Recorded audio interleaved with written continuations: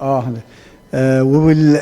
I'm really honored to be coaching with Professor Suhair, Professor Inji, and Professor Wael Farag, and I will leave the microphone for Professor Suhair to present the first speakers. This is a very interesting endocrine pancreas. You remember pancreas is an endocrine organ. تفضلي.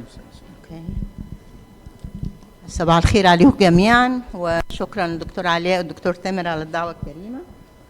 الحقيقه عندنا يعني 3 lectures كلهم لهم clinical application.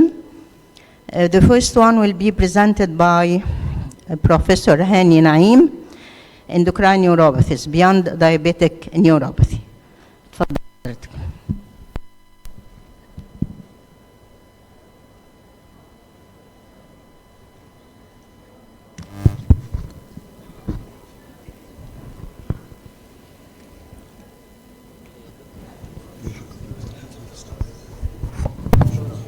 صباح الخير. أنا اسمي هاني نعيم. أنا consultant endocrinologist. My main specialty is diabetic neuropathy. وأنا member of the NeuroDiab, specialized ESD Society for Diabetic Neuropathy. أول حاجة بشكر دكتور تامر ودكتور علاء على هذه الدعوة الكريمة، وطلبوا مني طلب صعب جدا لسبب ان احنا بنتكلم في موضوع محدش بيتكلم فيه. اول حاجه يعني ايه نيوروباثي؟ رجعت للمريم ويبستر ديكشنري. المريم ويبستر ديكشنري بيقول neuropathy means damage, disease or dysfunction of one or more nerves, especially of the peripheral nervous system, that is typically marked by burning or shooting pain, numbness, tingling or muscle weakness or atrophy. It is often degenerative and is usually caused by injury, infection, disease, drugs, toxins or vitamin deficiency. يعني بالبلدي it is disease of the nerves. ما هي types of nerve affection؟ لو هنتكلم في peripheral nervous system، أول حاجة عندنا حاجة اسمها large nerve fibers. basically كده large nerve هو النيرف اللي اعرف اشوفه بعيني واعرف امسكه بايدي. ممكن يبقى عندي small nerve fiber. small nerve fiber ده حاجه ما بتتشافش غير تحت الميكروسكوب. ممكن نبقى autonomic، ممكن نبقى motor. ونراعي عندنا نقطه ان 90% of all nerve fibers are small. الكلينيكال انتيتيز بتاعتنا ايه؟ للتورنتو كونسنسس. عندنا distal symmetrical polyneuropathy, autonomic neuropathy, entrapment neuropathy, spinal plexus neuropathy زي الدايابيتك amyotrophy, spinal radiculopathy ده بيبقى single radical, autoimmune neuropathy, motor neuropathy و cranial ومونو neuropathies. ايه هي الاندوكراين ديزيزز اللي بتيجي معاها نيوروباثي؟ نراعي هنا نقطة قوية جدا. انا كان الموضوع ده بالنسبة لي صادم جدا، ولسه كنت بكلم دكتور تامر فيه. الكلام بتاع الثيرويد نيوروباثي معظمه يرجع للستينات. يعني انا فعلا دورت على اي حاجة جديدة ما لقيتش، بالرغم ان انا I believe ان this is a very rich topic، يعني الموضوع يتعمل فيه شغل حلو. ونراعي نقطة تانية في الابيديميولوجي، يوجد فيرينس رهيبة. يعني نيكلت قال سنة 61 قالوا peripheral neuropathy excluding carpal tunnel syndrome is seen in 17 to 60%. هذه الفاريشن الرهيبة دي ما هي بتاعت في ترايل اتعملت طلعت 17% وترايل تانية اتعملت طلعت 60%. الكلام ده محتاج يتعمله فاليديشن، محتاج يتراجع عليه. ده يعني لو we can't take this for granted، خاصة مع هذه الأرقام الواسعة. Typically is a mild predominant sensory polyneuropathy with prominent paresthesias. Physical examination is confounded by the frequent coexistence of muscle disease. Electrophysiological studies can be suggestive of a demyelinating or an axonal process, but are usually mild. Well, CSF protein may be increased. Thyroid replacement is efficacious. ده في حد مبسوط هنا.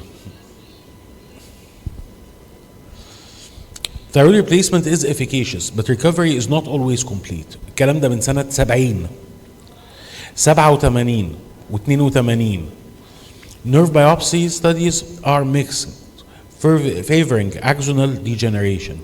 نراعي نقطة، احنا بنتكلم في ستينات سبعينات ثمانينات تسعينات ما كانش لسه السمول فايبر نيوروباثي properly identified. يعني بداية الكلام على المايكرونيوجرافي كانت في أواخر الثمانينات أول التسعينات. And it wasn't common practice. احنا كان لسه بنكتشف هذه الموداليتي. احنا عندنا دلوقتي موداليتيز كتيرة قوي نقدر نشتغل بيها. Evidence of entrapment neuropathy is found in around 35% of patients with hypothyroidism.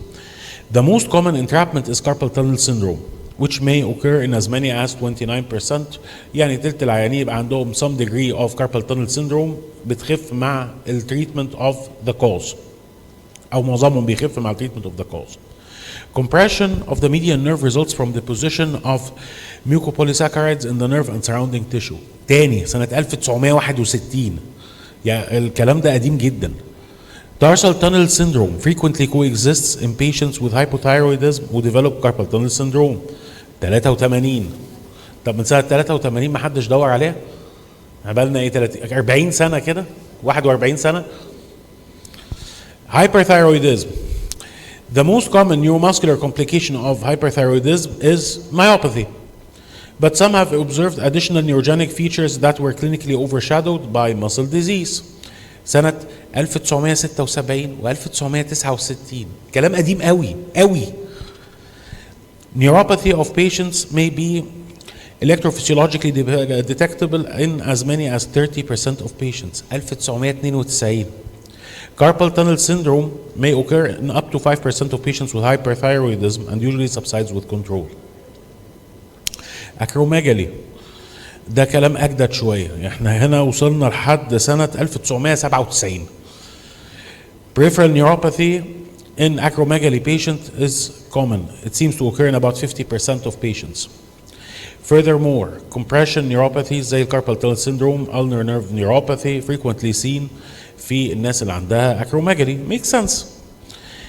The mechanism appears to involve median nerve edema because of an excess connective tissue, bony or synovial hypertrophy, or an increase in extracellular fluid within carpal or tarsal tunnel itself. مع one cell demyelination. اوكي هنا بقى الكلام الجديد اخيرا. الobesity related neuropathy. Obesity related neuropathy دي entity جديدة which has been recognized بقالها احنا بنتكلم في مش كتير، احنا بنتكلم في قبل الكوفيد بسنة 2019 يعني أولنا هنا 2019. في ترايل محترمة جدا عملها مايكل كالاجان وإيفا فيلدمان كانت على 138 obese individual obesity defined as BMI أكتر من 35 ومعاهم 46 well matched controls.